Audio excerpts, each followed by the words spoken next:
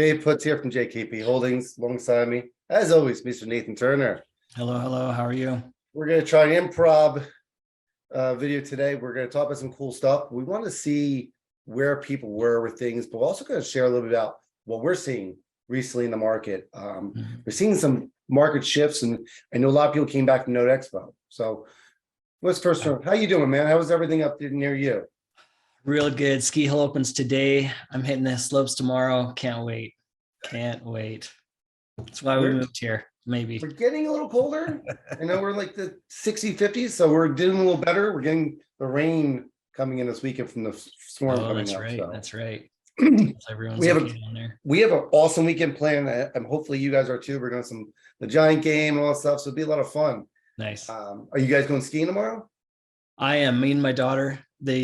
Only the intermediate and expert runs are open. So my oldest daughter, she's good enough that she can handle those with me. So it's just going to be me and her tomorrow. That's awesome. So that'll be fun. So what we're seeing recently is some shifts. I mean, yeah. I don't know if it's good shifts, bad shifts, but we're seeing a lot more assets. I'm seeing assets fly in. I'm seeing some conversations go on and whatnot. What do you see in your neck of the woods? Yeah, a bunch more assets coming up. And then I actually just this morning I talked with one of the people that I've been working with for years, and he was talking about how they're continuing to ramp up, and more is coming their way, which translates into more and more coming my way. And so that's a good thing. It's an interesting shift, and we'll see how it continues to go. And I think we're going to see a lot more coming. And there's all kinds of debates on that, and we'll see. Yeah. What was the feeling at Node Expo? What kind of?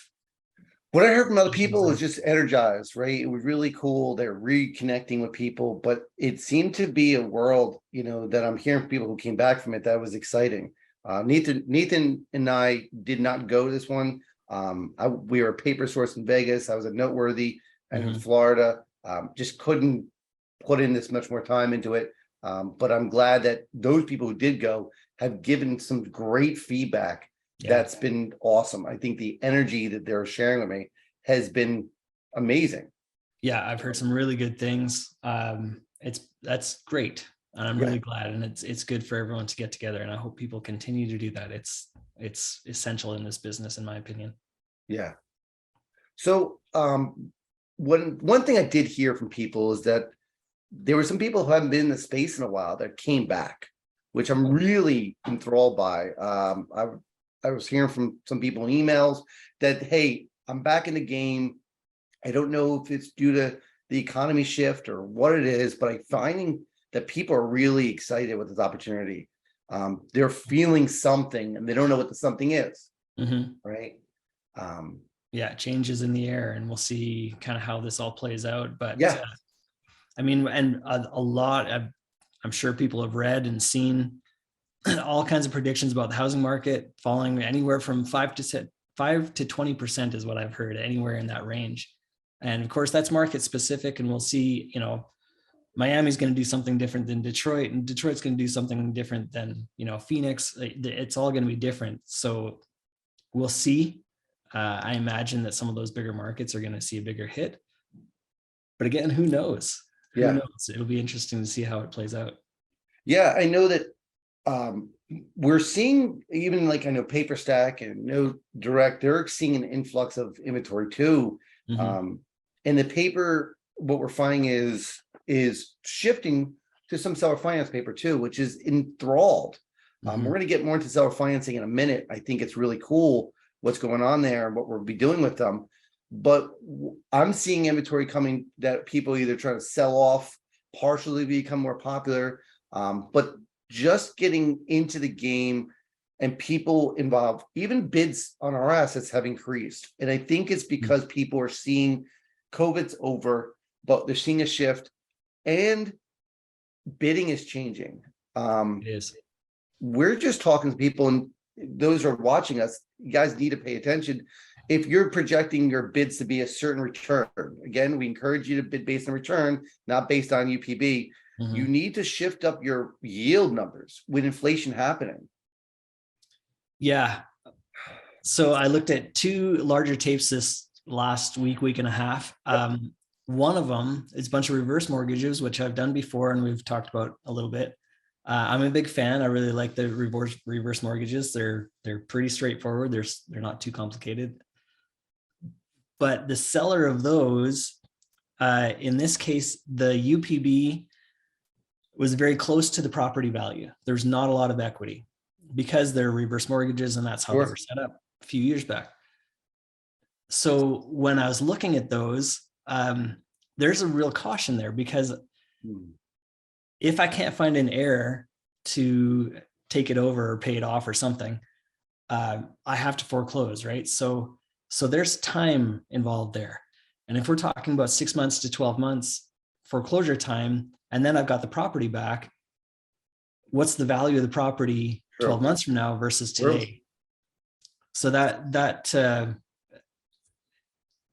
in my opinion, I had to pass on the tape because they're asking too much, given the uncertainty of where prices are going to be 12 months from now. Well said. I mean, that's an interesting topic because we're all looking at assets in an appreciation world. And, a flat world's really easy to kind of figure things out. And for years, you and I both know Florida was appreciating while you foreclose on it. Right. The question now is, will this uptick continue? Will it flatten out or will it drop? And, I talked to a couple of financial people and they're seeing something's going to happen. We're all talking about it. And what we're hearing is, first quarter, things are going to happen. The question is, what is it? And we don't know, but we are seeing people starting to sell assets. And I think the reason is that they want to get cash now. Yeah. They want to liquidate so they have cash available to buy things when they go on sale in the next 3 to 6 months. Yeah. And I think I'm seeing it more now than ever before because we're getting assets sent from single investors in part of Facebook groups or LinkedIn, or just people who know us, podcast people listen to us. Yeah. And it's an interesting topic because yes, cash will work, but the question is it the right time to sell? And there's no right answer. Yeah. Yeah. I actually read something this morning that talked about, it was a realtor in Arizona, and he says every day he's getting calls from short-term rental people, Airbnb owners wanting to sell their properties because they're sensing a shift as well. And they're seeing something coming down the pipe, and we'll see. Yeah. I was at a REIA last night, just talking to Airbnb, right? And there's shifts where Airbnb is going to start selling because the city or township had banned it. Wow. So what do they have to do? Sometimes they have to sell the property. Yeah. And that's the thing with that type of purchase, you can make the margins work if you're doing short-term rentals. On the long term, it might not make sense. So you're up a creek a little bit. Yeah.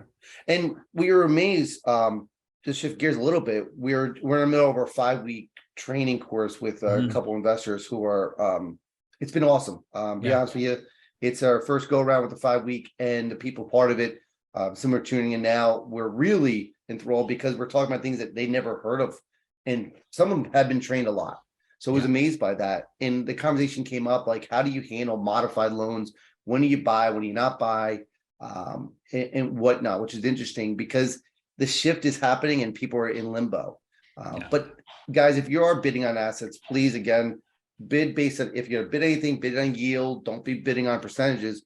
You need to look at the coupon rate and stuff like that. Marco jumped in here, owner finance and subject to loans on single families. Yeah, absolutely. I think it's a great opportunity that these people who are short-term rentals, just flip them over, right? And make it an opportunity for the people to buy it. But we'll see. Good comment, Mark. I appreciate that. So when we go through these trainings and stuff like that, we're hearing these questions about what we should buy at.